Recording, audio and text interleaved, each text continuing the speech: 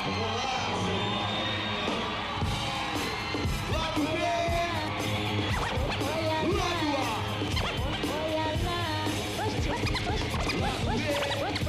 Alô, Yuka. Olha quanta gente aqui, Yuka. Se eles são Exu, eu sou Iemanjá. Se eles matam o bicho, eu tomo banho. Com o corpo fechado, ninguém vai me pegar. Tu vê a banda chapa quente, eu sou mais um Jorge. Tocando bem alto no meu esfera do carnaval. Não sei se vai ser do mal ou se vai ser. Dig, se vai ser do bem, acorda. Se vai ser do bem. E aí, essa galera, podcast Minutos Finais na área de novo, com esse clássico do rock nacional na abertura, lado B, lado A, do Rapa. E eu sou suspeito para falar dessa banda, uma das minhas favoritas, composição dos Marcelos, né, o Marcelo Yuca e o Marcelo Falcão. Música que escolhemos acatando sugestão do amigo Elson Silva para incrementar esse episódio do Minutos Finais, que vai ter como pauta justamente o Campeonato Paraibano e sua divisão bem flagrante entre a qualidade dos times que compõem o Grupo A, 4 partidas vencidas nessa rodada inaugural, e o Grupo B, em que somente o Campinense venceu. O detalhe é que todos os mandantes venceram nessa primeira rodada do Campeonato Paraibano de 2020 e o Campinense foi o único do Grupo B que atuou como mandante. Dando uma passada rápida nos resultados, Botafogo 2, São Paulo Cristal 0 na terça-feira, dia 21. No mesmo dia, Pere Lima 2, Souza 1 no Amigão. Já na quarta, dia 22, tivemos outro 2-1, só que 13 e CSP, o Galo venceu. Na quinta-feira, aliás, na quarta também, Atlético 2, Nacional de Patos 0 no Clássico do Sertão. E na quinta-feira, dia 23, já encerrando essa primeira rodada, Campinense 3, Sport Lagoa Seca 1, 14 gols assinalados nessa primeira rodada, uma média de quase 3 gols por partida. Somente São Paulo Cristal e Nacional de Patos que não balançaram as redes. A rodada inaugural teve polêmica com reclamação de intolerância religiosa, já teve treinador caindo, enfim. Mas vamos começar do começo. Estou por aqui, eu, Felipe Costa, com o meu amigo Elson Silva. Saudações aos amigos do podcast. Estamos de volta aí se o Ministério Público não vetar, né, Felipe? Exatamente. Meu amigo Pedro Alves está na área também. Um abraço para as amigas e para os amigos que nos ouvem e, claro, para todos os amigos aí que vamos discutir hoje, né, mais uma vez, sobre o futebol paraibano. E o mestre Edgley Lemos. Sem ele, esse episódio e o podcast Minutos Finais não vai ao ar. Nem tanto, mestre. Vamos embora. Pois é, tem muita coisa para a gente discutir nesse episódio. Esse é o podcast Minutos Finais. O podcast Minutos Finais é a nova casa de discussão do futebol paraibano. Você pode ouvir onde e quando quiser. Basta ir no Spotify, Deezer, YouTube ou no site minutosfinais.com.br para ficar muito bem informado com as melhores opiniões sobre o futebol paraibano.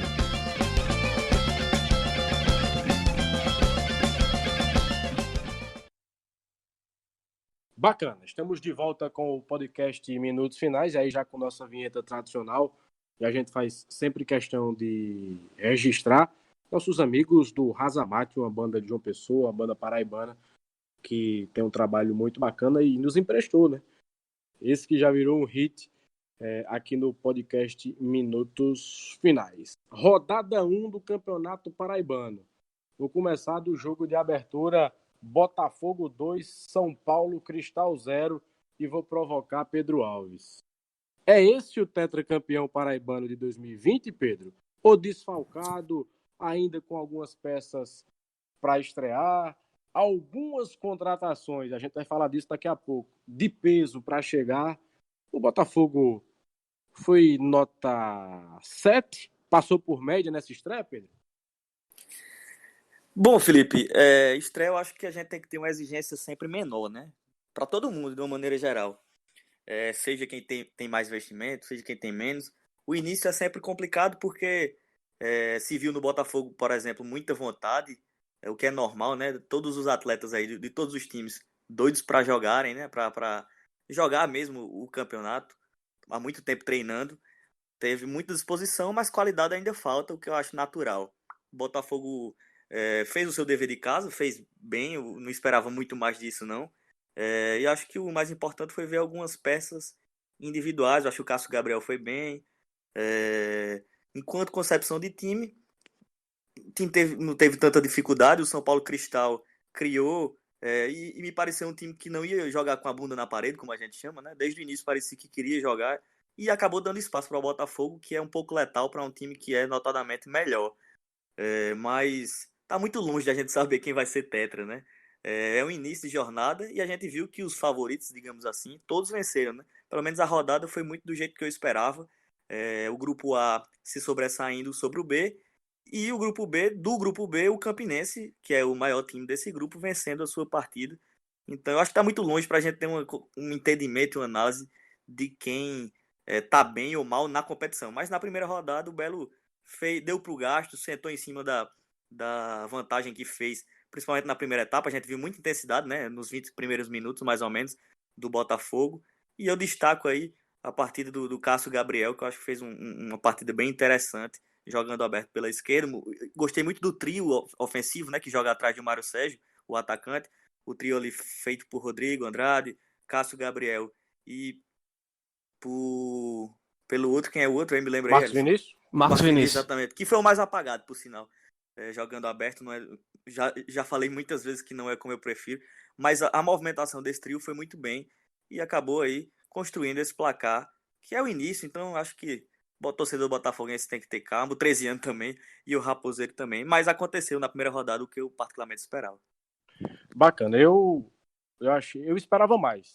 Eu sinceramente esperava bem mais do Botafogo Futebol Clube nessa arrancada do Campeonato Paraibano 2020. Ainda considero, por todo o contexto e por tudo que a gente já discutiu, o Botafogo como favorito para ser campeão, e aí vai conquistar um tetracampeonato que não aparece desde a década de 70 no futebol paraibano. Mas cá para nós, o São Paulo Cristal do querido Índio Ferreira não ofereceu qualquer tipo de resistência na minha maneira de avaliar a partida.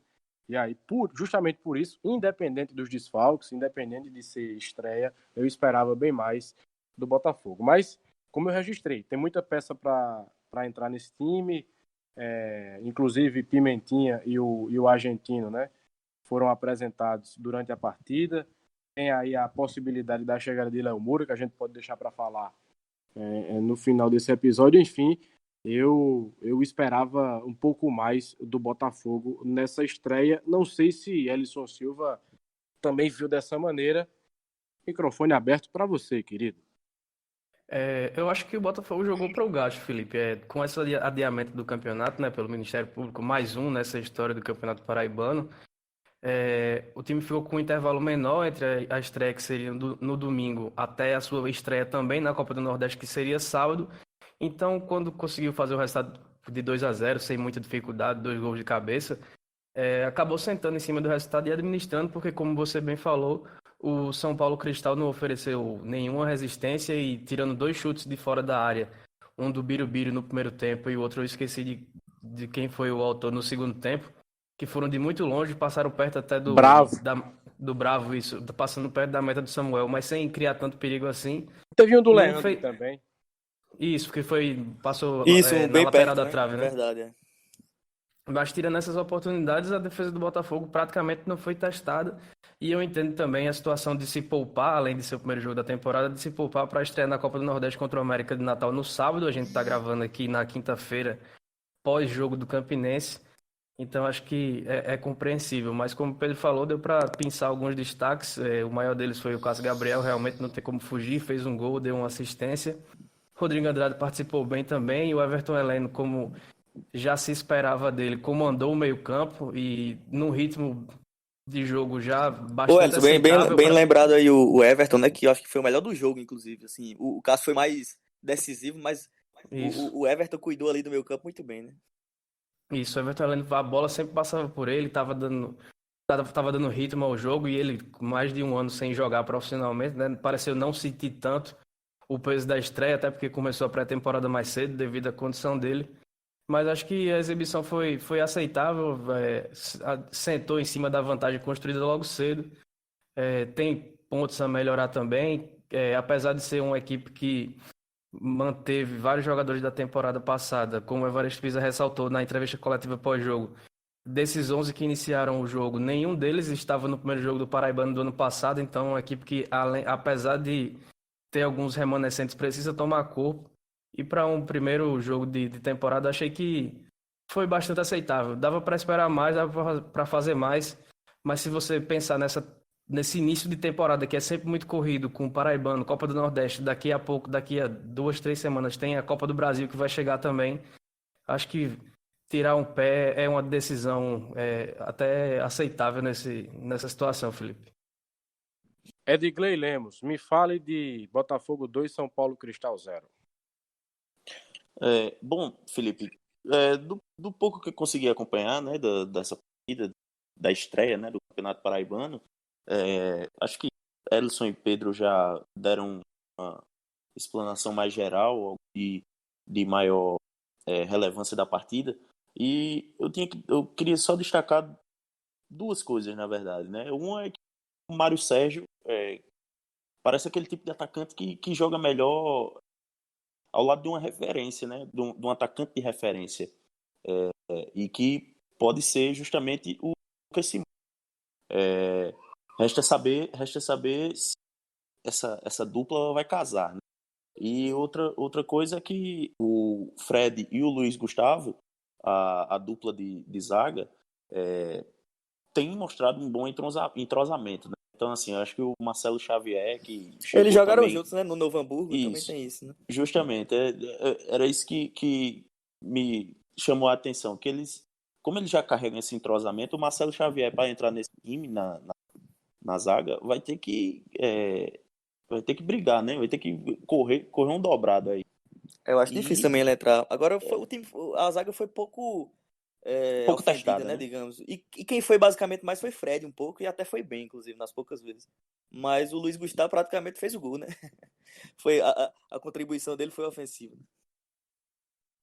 E essa história de Leonardo Moura, aos 41 anos, já passou por todos os times grandes do eixo Rio-São Paulo, literalmente todos. Acho que só não jogou no Botafogo, não. Jogou no Botafogo do Rio. Só não jogou no Corinthians, o Botafogo foi o primeiro dele jogar, eu acho. Exatamente.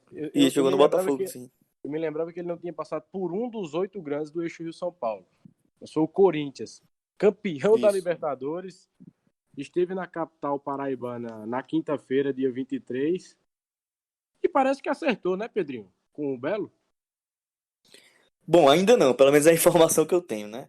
Essa reunião que a cúpula do Botafogo teve com o Léo Moura realmente aconteceu.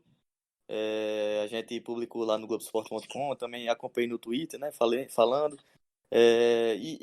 Enfim, o Léo Moura estava em Recife e o Sérgio Meira soube, presidente do Botafogo, e ofereceu aí uma visita, né? Trazê-lo para João Pessoa para conversar com ele, para conhecer a cidade e também para, quem sabe, dar uma proposta. Realmente há o interesse do Botafogo em contar com o Léo Moura, um jogador que você já falou aí, que dispensa comentários, né? Conhecido, já tem seus 41 anos, mas que pode, quem sabe, vestir a camisa do Botafogo. Já está na reta final de carreira, então seria um nome bem interessante, digamos assim, para o futebol paraibano. O fato é que eu falei que o Sérgio Meira há pouco, inclusive, uma informação bem quente, em primeira mão para o nosso ouvinte do podcast Minutos Finais, é que a proposta do Léo Moura, para ficar com o Léo Moura, teria que passar do teto salarial atual do Botafogo, que é de 30 mil.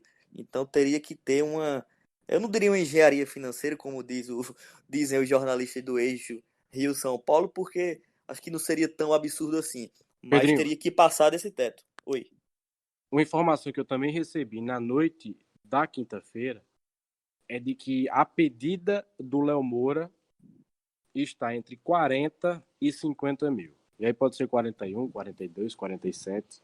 Uhum. Enfim. E aí confere com o que eu apurei também, né? De que passa desses 30 mil E aí teria que se ver uma condição Vale? de viabilizar isso, né? Você acha que vale? Você, Ellison. Você acha que vale? 45 mil. Vamos fechar nos 45 mil. Léo Moura e Botafogo. Vale?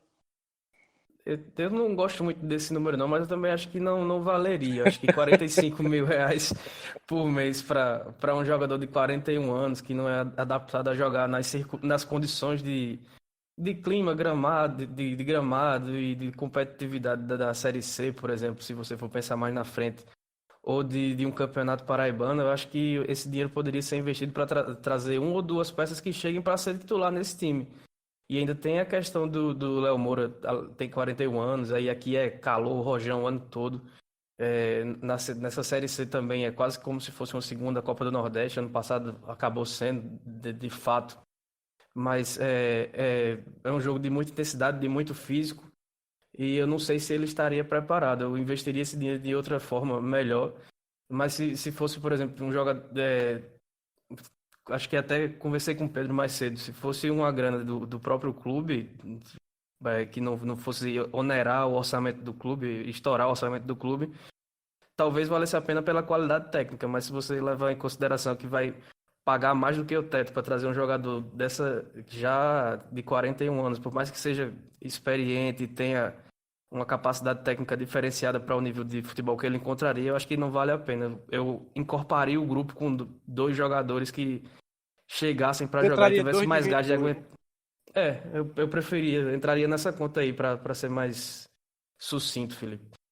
Eu acho que o Lamoura, para o nível de futebol paraibano, eu não vou dizer nível de Nordeste, porque apesar dele ter sido campeão pelo Santa Cruz contra o Campinense em 2016, eu não via naquela altura Léo Moura com tanta intensidade assim. Ele tinha 38 anos, né, na época. 38 para 39. Nem Mas- teve tanto mas- protagonismo naquele título do Santa, né? Aquele Santa que tinha grafite, ele realmente não era tão protagonista desse time. Exato. Então, para o futebol paraibano, eu acho um nível absurdo, o nível do Léo Moura.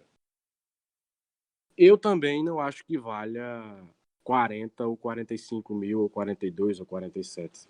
Eu acho que se ficasse no teto dos 30, Felipe, eu concordo muito com vocês dois assim nisso. Se tivesse no teto do clube, né, da concepção do time, da financeira, que hoje seria os 30, eu acho que valeria, porque realmente eu acho que ele é diferenciado e para uma Série C também seria.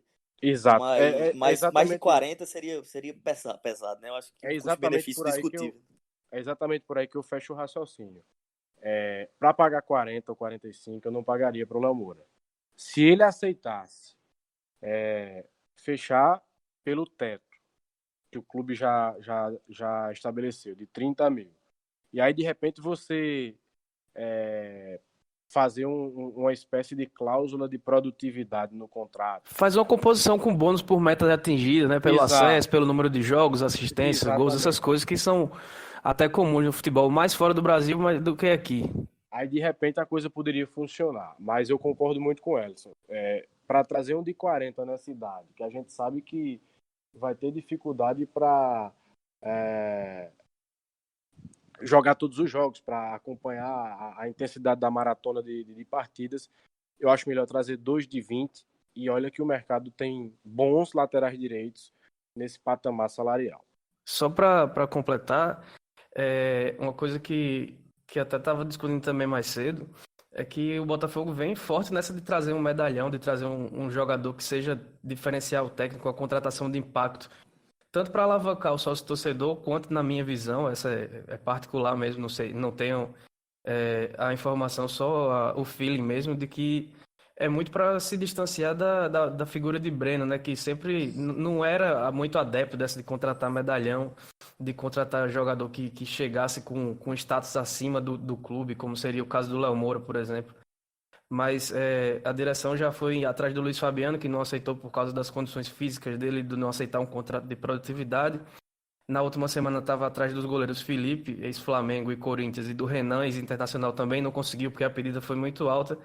E agora parte para cima do Léo Moura, né, para tentar uma contratação que faz um mercado um pouco mais agressivo, acho que até para deixar a cara da própria gestão do Sérgio Meira aí com o Ariano nesse novo ano do futebol. Exato, né? Minha leitura é essa também, de que parece que o departamento de futebol atual quer se provar, né? Quer provar que consegue trazer um cara conhecido, que consegue investir, que consegue tratar isso. E é meio que provar que para a torcida que pode conseguir fazer, atrair jogadores conhecidos e renomados, né? Parece que tem um pouco disso mesmo, né? Bacana. Passando para o outro jogo da terça-feira, Peri Lima 2, Souza 1. A gente vai contar, claro, ninguém pode estar em dois lugares ao mesmo tempo. E aí a gente vai contar com nossos colaboradores, nossos colegas, para comentar um pouco do que viram de cada partida. Quem fala de Peri Lima 2, Souza 1 é a nossa companheira Isabel Rodrigues. Fala, Isabel, tudo bem? Valeu, meninos. Pois é, jogo movimentado, né? Entre Peri Lima e Souza, nessa rodada de abertura do Campeonato Paraibano. Tanto o Arthur Bernardes pela Peri Lima quanto o Givanildo Salles pelo Souza tiveram dificuldades de montar seus times titulares. Tiveram que improvisar. A Peri Lima jogou sem o lateral esquerdo do Paraíba, sem os zagueiros Jairo e Thiago Bob. O Arthur Bernardes teve que improvisar. Jogou o Negrete na zaga, jogou o Fernandes no meio. Isso tudo por causa desses desfalques. E também do lado do Souza, as duas laterais, tanto direita quanto esquerda, estavam improvisadas. O lateral esquerdo, Nininho, não jogou porque só saiu no bid no dia do jogo. O Iranilson, que é lateral direito, não jogou porque foi expulso no jogo contra o Atlético de Cajazeiras, no Paraibano do ano passado, na última rodada, então teve que pagar agora. Portanto, tudo no improviso, mas foi um jogo bom. Eu vejo o Souza bem mais empenhado e à frente da Peri Lima até o momento do gol, mais ou menos os 40 minutos do primeiro tempo. Criava muitas jogadas, principalmente pela esquerda, com o Daxon, com os meias Daxon e Bruninho. O Rodrigo Poti também entrou muito bem, o volante Bruno Menezes muito bem também, sempre lá na área fazendo os cabeceios. Mas a Peri Lima é um grupo bem treinado pelo Arthur Bernardes e estava só esperando. Essas foram as palavras do Birungueta, jogador da Peri Lima, que o jogo deles foi exatamente esse. Foi de esperar o Souza e aproveitar a oportunidade, e foi o que fizeram. Aproveitaram a oportunidade e marcaram o gol, que jogou um balde de água fria na equipe do Souza.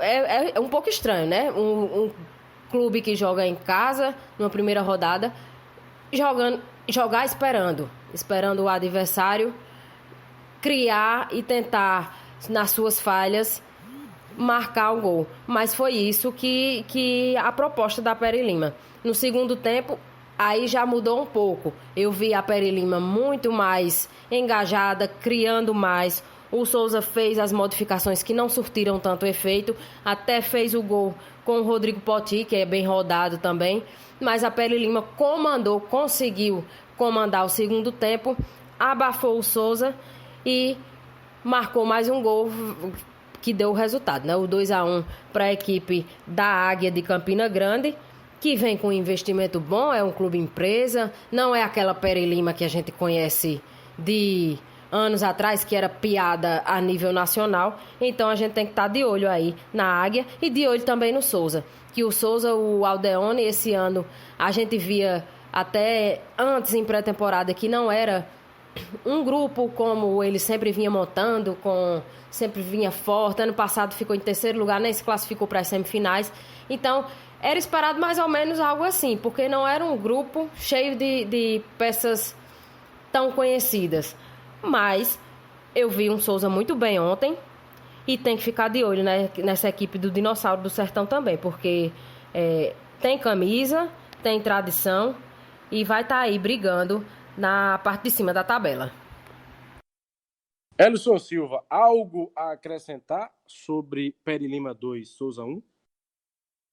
Essa derrota do Souza serviu muito para ilustrar uma dificuldade que o Aldeone relatou para o Voz da Torcida durante a semana, que foi a pré-temporada feita sem jogar em um campo de dimensões oficiais, por exemplo. Com o Marizão naquelas péssimas condições de gramado e sem o aval do Ministério Público para receber jogo, o Souza treinou toda a pré-temporada no Edilson, lá em Souza também, um estádio municipal mais de menor dimensão do gramado e foi fazer Mas o seu Marizão primeiro... tá bom, o Marizão tá bom. Segunda Ele rodada garante tá que bom. tá, né? O Adriano garante que tá. Mas aí e foi fazer o primeiro jogo logo no Amigão, né? Que é uma das maiores dimensões aqui da Paraíba, juntamente com o Almeidão. E aí acaba sentindo realmente. E outra situação é que o Bruninho, o meio-campista que foi titular durante toda a pré-temporada, e titular na estreia também, acabou cometendo um ato de indisciplina, não aceitou ser punido e foi dispensado pela equipe do Souza, que já também já vem se reforçando. Vai trazer o Joboy, que se apresenta para reforçar o ataque do Dinossauro. E Quem? se um jogador. Joboy. Hum. É de Glego Lemos, que gosta bastante, já passou pelo time dele. E vai atrás, se um deu problema, se o meio-campista deu problema, ele vai atrás de outro para dar também, né? Porque o Gianotti, que é quase um óleo do onde está o óleo do futebol paraibano, né? Vive sumindo. Tá sendo procurado e deve ser um dos próximos a acertar também com o Dinossauro para a sequência do paraibano. Só uma provocação a você, Ellison, mas com endereço para Aldione Abrantes. As dimensões do Amigão e do Almeidão talvez não sejam mais as maiores do futebol paraibano, porque elas estão padronizadas para Campeonato Brasileiro de Série C, Série B e Série A em 105 por 68, a dimensão de arena de Copa do Mundo. Talvez o Marizão e o próprio Perpetão em Cajazeiras tenham dimensões maiores. Eu não vejo como desculpa para justificar a derrota. Mas, enfim... Mas ainda assim, Felipe, segundo informações do nosso amigo Yuri Queiroga, que vai narrar a Copa do Nordeste pela TV Tambaú, a dimensão de comprimento do Edilson não chega a 90 metros, então é um pouquinho maior que um society. Claro. Passando para os jogos da quarta-feira, tivemos 13-2, CSP 1 com Breno Calixto, marcando o gol da vitória do Galo, o capita Breno Calixto, aos 42 do segundo tempo. Depois o CSP quase empata novamente, enfim. Mas quem vai falar mais sobre essa partida é o nosso companheiro da CBN Campina Grande. O homem já marcou o primeiro, viu? Rafael Oliveira. Já marcou o primeiro. Boa. É o nosso querido Bruno Rafael, que vai dar uma palhinha sobre o que ele viu de Galo 2, Tigre 1. Um forte abraço a você que se liga no Minutos Finais, aos amigos que compõem essa mesa de discussão do futebol paraibano. Pois é, o 13 venceu por 2-1 a equipe do CSP, jogando no estádio Amigão. Jogou bem o Galo da Borborema, porém sofreu também, e sofreu que não estava acostumado. Por exemplo, nos amistosos contra o Náutico e também contra o Campinense, e até na derrota para o Sport Lagoa Seca no Presidente Vargas, num jogo amigável também, o 13 não sofreu o que sofreu contra a equipe do CSP nesta primeira rodada. Por quê? Porque o Tigre veio com uma equipe bastante jovem, uma equipe muito rápida e uma equipe que foi ousada, que soube suportar a pressão exercida pelo 13 e, ao mesmo tempo, criar, aproveitando as falhas alvinegras, principalmente no que diz respeito aos nervos dos jogadores 13 anos. A gente sabe que o Celso Teixeira é um motivador e isso é muito importante, mas deixar os jogadores pilhados também não resolvem muito. E isso foi o que aconteceu com alguns jogadores do 13, como, por exemplo, o volante Robson, que logo de cara tomou cartão amarelo, depois foi expulso no segundo tempo. O Patrick, que também jogou de volante, passou quase todo o jogo amarelado e aí teve que ser substituído no intervalo, mas o 13 seguiu criando as melhores chances. Rafael Oliveira desperdiçando de cabeça logo no começo do jogo, o próprio Cachito, muito ansioso, chutou uma bola na trave, depois vacilou em outras oportunidades. Então o 13 teve mais volume, mas sempre que o CSP ia para frente, também assustava muito o Galo da Borborema. No intervalo do jogo, Celso Teixeira mexeu e mexeu bem, né? Primeiro colocando o Almir no lugar de um zagueiro, que ele estava jogando com aquela trinca de zagueiros, então deixou o time mais ofensivo e também teve que trocar um dos volantes, colocando o Dedé no lugar do Patrick. O Patrick não estava jogando bem e colocando o Dedé, que tem uma qualidade maior no passe.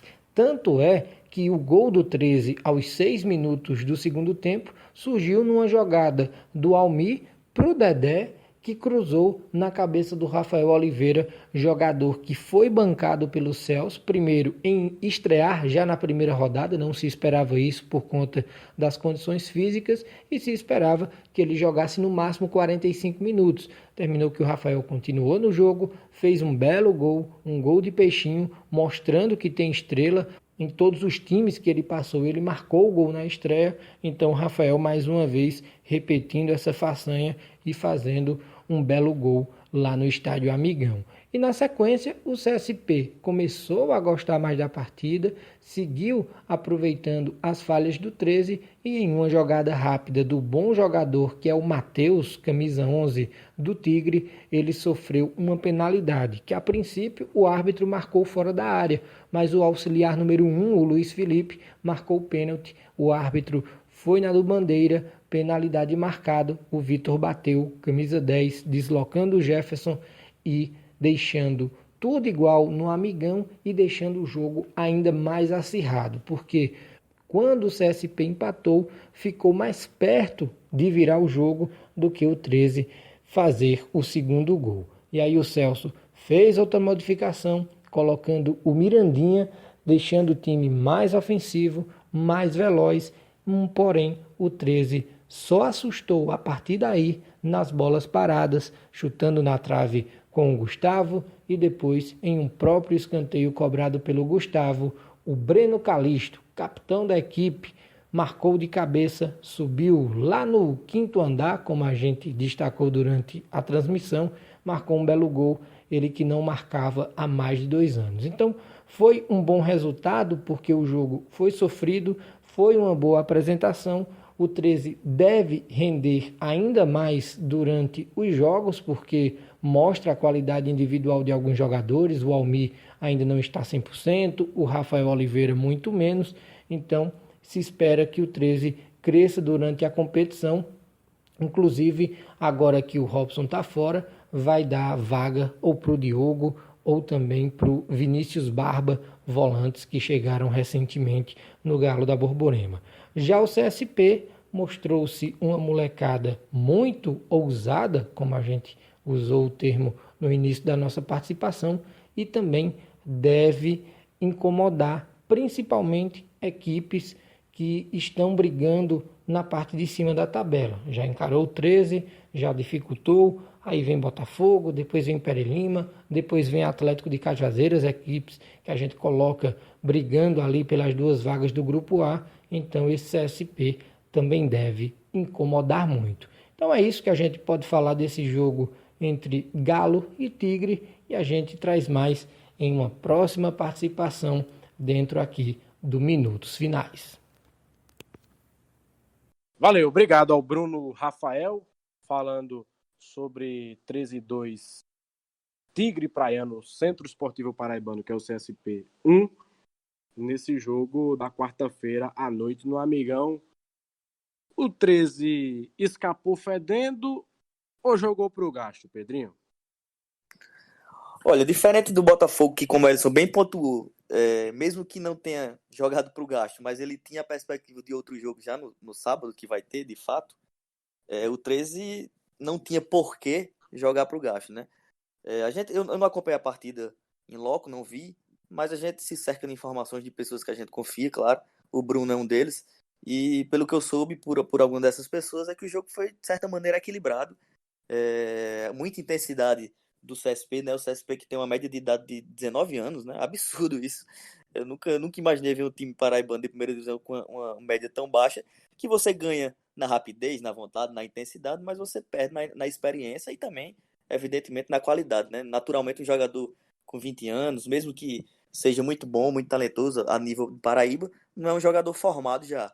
Então, o 13, na minha visão, tinha a obrigação de vencer e conseguiu vencer, mas eu acho que se complicou com um time que eu não enxergo que vá dar tanto trabalho assim ao longo do campeonato, justamente por isso, por não ter peças cascudas, aqueles jogadores muito valorosos, de qualidade. É muito mais um time feito por meninos mesmo e naturalmente vai lutar pela manutenção. O Josualdo já deixou isso claro, Então, o 13 escapou para mim de um tropeço, e ótimo para o 13, né? Porque era uma partida importante.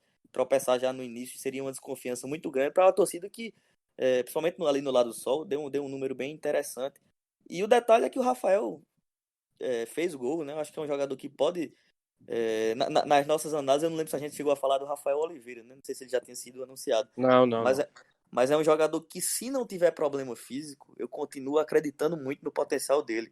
E Se acho tiver que já saúde, deu isso, já deu o primeiro sinal. E outro do Breno Calixto, né? Que jogador raçudo, enfim, um bom zagueiro, que acabou definindo o placar. Uma vitória importante para o 13, sem dúvida nenhuma, mas que tem que ser colocado que não podia ter tanto problema com o CSP. Pelo menos eu não vejo que o CSP vai dar tanto trabalho para outros times. Eu concordo, viu, Pedro? Rafael Oliveira vai ser a melhor contratação do 13, viu, nessa temporada, porque tinha-se muita esperança em Moisés, né? A E questão é aí, que exercício de futurologia com o Rafael é complicado por causa da exatamente, situação clínica. isso que eu ia pontuar. Em condições normais de pressão e temperatura, ele é o cara ideal, ele é o cara do 13, né? Junto com o Almir, que também jogou bem nessa partida com o 13, com o CSP, na verdade. você acha, Elson, que esse resultado, 2-1 para o 13 com o CSP, é para deixar o torcedor alvinegro de Campina Grande esperançoso ou preocupado com o estadual de 2020? Afinal de contas, o 13 dos grandes é o que está na fila há mais tempo, né? Desde 2011 que não levanta o caneco. Só para não deixar de citar o filósofo Falcão, esse o do Brega, não o do Rapa, é melhor escapar fedendo do que morrer cheiroso, né, Felipe? Exatamente. Então eu acho que é uma vitória importante para o time ganhar um pouco de confiança, porque já chega com a desconfiança toda de 2019 nas costas, mesmo com um elenco bastante renovado e com alguns nomes bons, como é o caso do Rafael Oliveira, já citado por vocês. Mas eu acho que não deveria sofrer tanto assim, realmente. Até pela pré-temporada que fez, que foi duradouro e foram chegando alguns reforços. Foi se modificando, né, o time durante a pré-temporada. Alguns jogadores que iam ficar acabaram indo embora, outros acabaram chegando.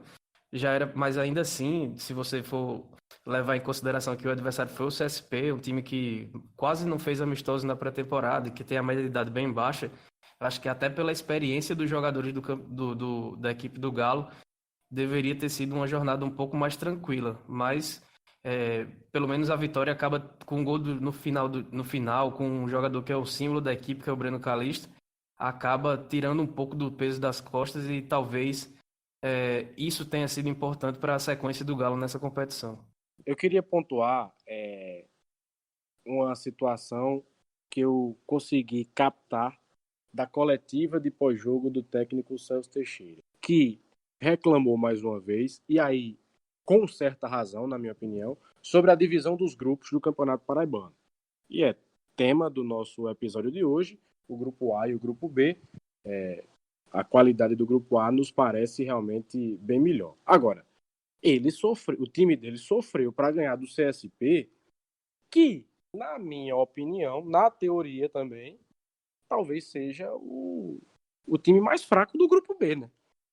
Porque se você pegar Nacional e Souza, dois times tradicionais de camisa, cada um com seus investimentos. Eu acredito também que seja o CSP, Campinense viu, Felipe? dispensa comentários. E a Peri Lima, com todo o investimento e pelo elenco que tem, acho que o CSP é o time mais fraco do grupo B. E o Celso Teixeira, que reclamou tanto, óbvio que ele não disse com essas palavras, mas o raciocínio é esse: colocar os bons de um lado e os ruins do outro, né?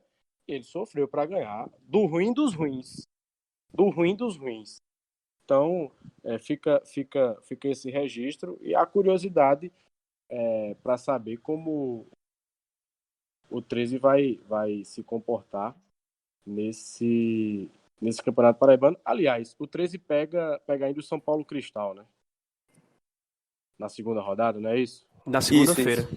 Na segunda-feira. Eu acho que o São Resta Paulo... saber se no Almeidão eu confundi, ou no eu confundi, Carneirão, né? eu confundi No São Almeidão. Paulo. Foi marcado para o Almeidão o jogo já. No Almeidão o jogo, mas deixa eu me corrigir. Eu confundi a Peri Lima com o São Paulo Cristal. Então, vou refazer tudo o que eu disse. O São Paulo Cristal é pior do que o CSP. E olha que eu não vi o CSP jogando ainda. Mas e o São Paulo Cristal, e já deu para ver que um ataque com Birubiru e Bravo dificilmente vai fazer gol em alguém. E, rapaz, eu ainda aposto mais no São Paulo do que no CSP, sendo bem sincero. Mas vamos ver, né? Ainda tá muito no início, né? A gente também não Muito tem no muito início, que realmente analisar ainda. é difícil fazer previsão nesse sentido. O outro Vamos ver jogo, o CSP contra o Atlético de Cajazeiras, né? Que é um desses fortes e que já é o jogo do próximo domingo. E o Atlético que estreou com vitória, né, Felipe? Já para puxar o gancho aí para o próximo assunto. exatamente, muito bem. Muito obrigado por ter me ajudado a puxar o gancho do É Trovão, nóis. que venceu o Nacional de Patos por 2-0 jogando no Perpetão. E quem trabalhou nesse jogo e vai colaborar conosco, trazendo a sua opinião, a sua visão, o seu olhar sobre Atlético de Cajazeiras 2-0, é o companheiro Léo Feitosa, lá da imprensa de Cajazeiras. Chega junto, Léo. Olá, amigos do podcast Minutos Finais. Uma alegria poder interagir, poder mandar a minha opinião nesse espaço novo de comunicação que o mundo virtual nos concedeu. Meus amigos, ontem Atlético e Nacional de Patos se enfrentaram no Perpetão, grande clássico do futebol sertanejo, que inclusive já disputou decisão de futebol paraibano em 2007, quando naquela oportunidade o time patoense foi campeão paraibano, é o único título, inclusive, do time do Nacional de Patos. Ontem foi um jogo morno. Primeiro tempo, o jogo iniciou um pouco movimentado, o Nacional buscando a vitória, o Atlético também buscando a vitória, mas as equipes se respeitando muito, jogo muito truncado no primeiro tempo. Teve um lance polêmico, um pênalti a favor do Nacional de Patos. Na imagem aonde eu estava, eu não tenho assim como dizer se foi ou se não foi, expor minha opinião sobre aquela penalidade, porque na visão que eu tinha, não tinha como eu ter uma opinião conclusiva. Eu teria que ver uma imagem para poder analisar se foi ou não foi pênalti. Conversei com 2 repórteres que estavam próximo ao lance, um de Patos e outro de Cajazeiras. Um me falou que o juiz não deu porque quando o jogador do Atlético toca na perna do Júnior Mandacaru, ele já tinha se jogado. Já um outro repórter disse que foi pênalti claro, inquestionável, o juiz não deu porque não quis. Teve essa polêmica ontem antes do Atlético fazer o primeiro gol. Depois o goleirão do Nacional falhou na sua saída e de cabeça o zagueiro Wesley do Atlético fez o primeiro gol da equipe do Atlético. No segundo tempo, logo no início, num bom cruzamento do lateral direito Filipinho, de cabeça Éder Paulista colocou a bola para o fundo do gol do goleirão da equipe do Nacional de Patos. Uma estreia positiva para o Atlético porque começou com o pé direito, todavia com muitos pontos a ser melhorados. A equipe do Nacional de Patos também demonstrou muitas deficiências, todavia teve o pecado de ter um jogador expulso ainda no primeiro tempo, e sendo assim fica mais complicado porque os jogadores tiveram que se superar para poder manter ali pelo menos um empate, tentar um empate contra a equipe do Atlético. Não teve oportunidades, o Nacional teve um chute com perigo no segundo tempo e teve uma bola que foi tirado pelo zagueiro do Atlético que ia para o gol no segundo tempo, na finalização do Júnior Mandacaru, que foi o jogador do Nacional de Patos que ofereceu mais perigo à meta defensiva atleticana. O Trovão agora se prepara para o jogo diante do CSP no próximo domingo em João Pessoa. A tendência é que o técnico Ederson Araújo possa manter a equipe que venceu ontem, o Nacional de Patos, no Perpetão, buscando a sua segunda vitória na competição estadual. De Cajazeiras, para o pessoal do podcast Minutos Finais, Léo Feitosa, avaliando o Atlético 2, Nacional 0. Grande abraço, meus amigos. Valeu. Agradecendo ao companheiro Léo Feitosa pela sua participação no podcast Minutos Finais. E desse jogo já caiu o treinador, viu, Pedrinho? Um abraço primeiro para o Léo Feitosa, que me ajuda bastante lá com informações de Cajazeiras. E para mim, de lá vem a primeira piada do nosso futebol, né? Um absurdo, sinceramente, a saída aí do Rafael Soriano. Já caiu na primeira derrota, primeira saída, primeiro revés aí do Nacional de Patos. Não terminou nem a rodada, né? E isso, para o Atlético que a gente já vem falando, e quem analisa futebol minimamente, como imagino que a diretoria do Nacional de Patos deve fazer e deveria fazer, sabe que o Atlético vai lutar pela classificação, então é um bom time desse campeonato. Então, perder para o Atlético lá no Perpetão é absolutamente natural. Então, eu não consigo entender. Planejamento zero, não tem lógica nenhuma. Infelizmente, saiu aí o pior para o Rafael, né? E para o time do Nacional, embora seja cedo, vai chegar outro treinador, tem até certo tempo na Será perspectiva da Jason Vieira, competição. Elson? Eu aposto em Jason, porque dizem que o perfil do próximo comandante do Canário do Sertão é alguém que conhece o futebol paraibano. O Jason tá aí de sopa lá no interior do Rio Grande do Norte e já passou por vários clubes aqui. Tem um perfil aí buscado pelo Nacional. Mas interessante é que O detalhe é que o não foi o Rafa... Souza, né, que derrubou o primeiro técnico, né? Normalmente é o Souza da Udelano. Exato, mas dispensou o primeiro jogador. Então ainda entra o primeiro aí na conta Ainda de tá Aldeano. complicado, ainda tá complicado. Mas aí a questão é que o Rafael Soriano não terminou, não foi nem que ele não terminou a rodada, ele não terminou nem o jogo, né? Porque ele foi expulso no segundo tempo lá. Acho que daí mesmo já deve ter ido-se embora. Bacana. Por fim, encerrando a primeira rodada, a rodada inaugural do Campeonato Paraibano de 2020, tivemos no Amigão, na noite da quinta-feira, Campinense 3, Sport Lagoa Seca 1. A Raposa fez num jogo o que não fez durante toda a pré-temporada. Gol. Fez 3, 2 no primeiro tempo, com Rafael Ibiapina e Matheus Camargo. Após os 40 minutos, ainda deu tempo de Adilson Júnior falhar e o Rodrigo Xodó diminuir para o Sport Lagoa Seca ainda na etapa inicial. E no segundo tempo, o estreante da noite, em sua terceira passagem pelo Alto da Bela Vista, Zé Paulo, rapaz. Eu soube que Zé Paulo chegou em Campina Grande e já tomou aquela, viu? 2013 é logo aí, viu? 2013. Eu já soube que o comportamento dele não mudou muita coisa, não. Viu? Esses 7 anos não fizeram amadurecer tanto quanto. Continua do mesmo jeito, fora de campo e dentro de campo, fazendo gol. Exatamente. Nos dois lados, né?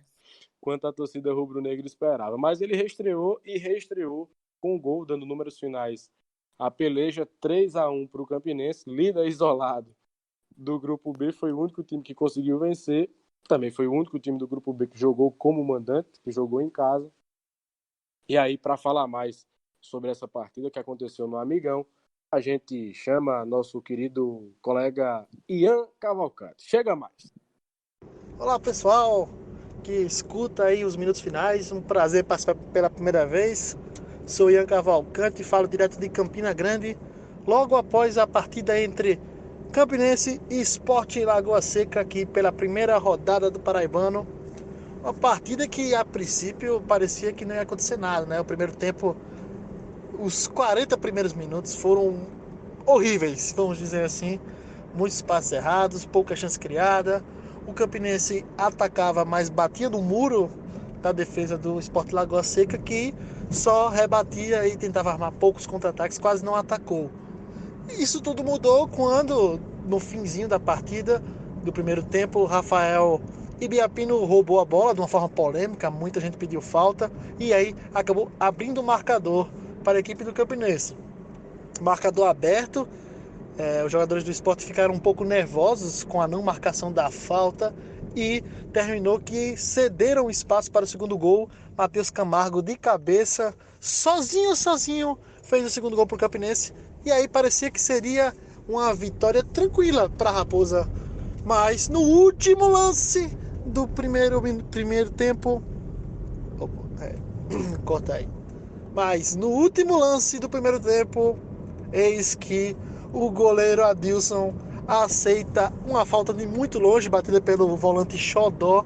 E olha, sabe aquela... Quando você tá brincando, um pai tá brincando com o filho, e o filho chuta a bola bem devagarzinho, e o pai acaba deixando a bola passar entre as pernas para sair o gol, para o filho achar que tá abalando. Pronto, foi o que aconteceu. Foi um frangaço do Adilson no meio das pernas. E aí as equipes foram para o intervalo com um sentimento estranho, né? O Campinense freou aquele ímpeto e o Sport parecia que poderia tentar mais. Mas no segundo tempo, Zé Paulo entrou em campo. Zé Paulo, que estava em condições físicas deficientes, por isso não começou jogando. E Zé Paulo mudou completamente a partida. O Campinense marcou um gol com o Zé Paulo e ainda teve outras chances. Acabou desperdiçando muitos ataques. Poderia ter feito 4, 5, 6. nos 20 minutos que Zé Paulo esteve bem fisicamente. Depois, quando ele cansou, o jogo ficou num banho-maria e parecia que as duas equipes não se importavam mais em atacar. O Sport atacou mais, teve até um pouco de volume de jogo, mas não chegou a oferecer risco para o goleiro Adilson. Final do jogo, 3-1 para a Raposa, resultado justo. E assim, uma vitória promissora, já que tem jogadores que não entraram em campo ainda. É o caso de Vinícius, Jário entra no segundo tempo, Zé Paulo entra no segundo tempo. Então, aparentemente, o Campinense não vai passar por sustos, até porque pegou um grupo mais tranquilo. Já o Sport é o contrário. O Sport vai ter que suar muito para conquistar o máximo de pontos que quiser, máximo de pontos que conseguir, para tentar não ser rebaixado esse ano, já que pegou o grupo da morte e digamos que vai brigar com a Peri Lima, né? Se fosse no grupo no outro lado, tem muito mais equipes que poderiam ser alcançadas pelo Sport Lagoa Seca, então vai ser complicado a caminhada do Carneiro. Então é isso, resumo da partida e tamo junto, no que precisar, tô aqui sempre rodando e ouvinte de vocês. Sucesso no podcast, valeu! Massa, valeu, Ian. Obrigado pela participação aqui no podcast Minutos Finais. Ele que acompanhou Campinense 3, Sport Lagoa Seca 1. Pelo que pude conversar com alguns companheiros que são de confiança, como diria Pedrinho, e que também acompanharam o jogo, a Raposa jogou para o gasto, né? Acabou conseguindo se destacar justamente no fundamento que estava pecando na pré-temporada, que foi a pontaria. E aí deixou o torcedor do Campinense, eu não diria empolgado, mas menos desconfiado, né, da formação desse time jovem, dessa temporada de dificuldade financeira ainda. Mas aí já se tem também a informação de que até então está tudo em dia por lá em relação à questão salarial, folha barata, folha enxuta, que é justamente para poder a diretoria cumprir com seus compromissos em relação ao plantel. Enfim, o Campinense passou dessa primeira fase e vai para a segunda fase agora enfrentar um adversário mais complicado. No caso é a Peri Lima. Tem um investimento considerável, tem jogadores experientes e é certamente no próximo domingo, dia 26, um adversário mais cascudo para o Campinense enfrentar no Amigão. O mando de campo é da Águia. O Campinense vai jogar como visitante, mas ainda assim vai atuar no Amigão. Vejamos como a Raposa vai se comportar. E a nota triste da rodada, a polêmica dessa abertura de Campeonato Paraibano, ficou por conta do Edson Boca, que é o massagista do São Paulo Cristal, e a sua denúncia, a sua irritação, a sua revolta em relação a um funcionário da Federação Paraibana de Futebol que, segundo ele, foi intolerante à sua religião. Só para ilustrar e para o ouvinte do podcast Minutos Finais entender um pouco do que aconteceu, o Boca trabalhou não com o uniforme do São Paulo Cristal, mas com uma roupa que é típica de religiões africanas. Obviamente, no ambiente de futebol chamava a atenção, porque, pelo menos do que eu vi no estádio, só tinha ele com aquela vestimenta, e aí sofreu, segundo ele, um ato de intolerância religiosa. Ele sofreu que, pelo Voz da Torcida, acompanhou esse caso, apurou direitinho, inclusive publicou a matéria. Pode até falar mais um pouco sobre essa situação, Elson. A matéria foi escrita pela Ana Flávia Nóbrega, Felipe. A matéria ficou muito boa, inclusive, repercutindo bastante, mas é lamentável que isso ocorra ainda em 2020, né? Pessoas têm preconceitos com religiões de matrizes africanas e a curiosidade, a coincidência mais triste ainda é que aconteceu justamente no dia 21 de janeiro, que é celebrado o Dia Nacional de Combate à Intolerância Religiosa, né? Então, o membro da FPF, que é o Arthur Alves, presidente da Comissão de Arbitragem, segundo o Edson Boca, né? Tem matéria completa lá no vozdatorcida.com. Diz que ele não podia usar aquele tipo de vestimenta que era proibida, que ia expulsar ele de não sei o quê. O Edson Boca falou que ele é baiano, que ele é filho de santo, como ele se declara, e o dirigente da federação disse que não, você não pode fazer isso aqui, vai fazer lá no seu estado, aqui você não pode, e aí alguns torcedores nas arquibancadas do Almeidão tomaram partido pelo lado do folclórico massagista lá da equipe do São Paulo Cristal. Enfim, foi uma celeuma muito grande, o Arthur acabou negando as acusações, né? Mas a gente que procurou apurar e colher informações de várias fontes acabou entendendo, ou parece realmente que aconteceu algum tipo de confusão. Repórter do Voz da Torcida que estava lá no gramado, o Iaco Lopes também, disse que não houve nenhuma... A arbitragem em si, que foi o argumento do Arthur para dizer que ele poderia ter sido expulso porque não estava com uniforme, a arbitragem não falou absolutamente nada em nenhum momento com Boca. Além de que no regulamento não tem absolutamente nada proibindo, né? A gente tem um exemplo claro aqui, que é o massagista lá do Sampaio Corrêa, que se veste mais ou menos da mesma maneira que o Boca. E Copa do Nordeste, Campeonato Brasileiro da Série C, da Série B, usa o mesmo tipo de vestimenta em estádios pelo Brasil afora e nunca aconteceu absolutamente nada. Então a gente fica triste por aqui na Paraíba, onde um pai de santo foi assassinado em casa no mês de dezembro, que em pleno início de 2020 a gente passa por um episódio desse dentro dos gramados, embaixo do nosso nariz, Felipe. É realmente lamentável. A gente está tendo que repercutir, tendo que comentar, tendo que opinar sobre esse tipo de situação.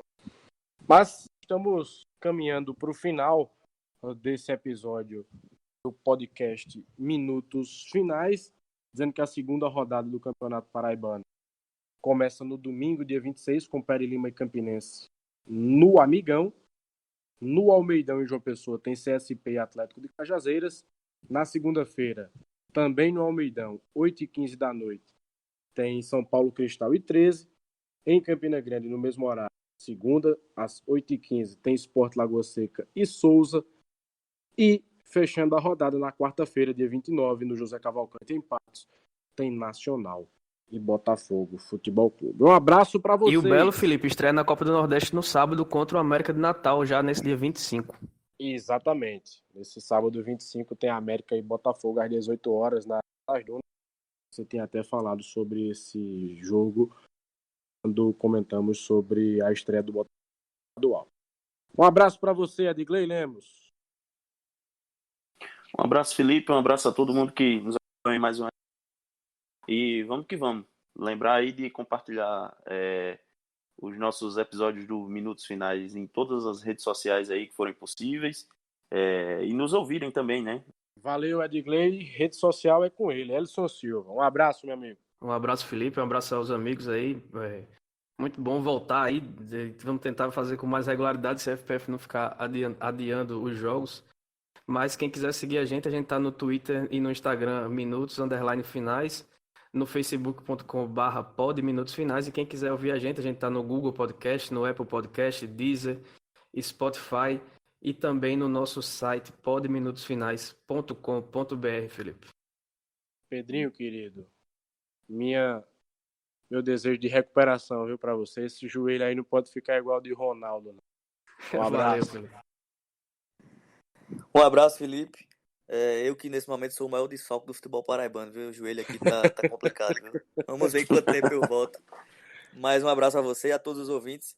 E não ao racismo, não à intolerância religiosa. Isso não cabe mais no mundo, nem do futebol, nem no mundo geral. Não a tudo isso. Pedrinho, pela minha experiência, eu te vi terça-feira no Almeidão rapidamente. Mas pela minha experiência, pelo seu jeito de se encostar ali no carro naquela hora que a gente se falou, aí é tratamento conservador, não é cirurgia, não. É 180 dias ou mais sem jogar. Eu espero, amigo. Placenta de égua, rapaz. E vindo de um cara que entende se o cara joga bola ou não, no abrir da bolsa, meu amigo, eu já acredito. Não, encostou a mala no chão, na rodoviária, no aeroporto, eu digo que você no Um abraço pra todo mundo. Valeu, tchau, tchau.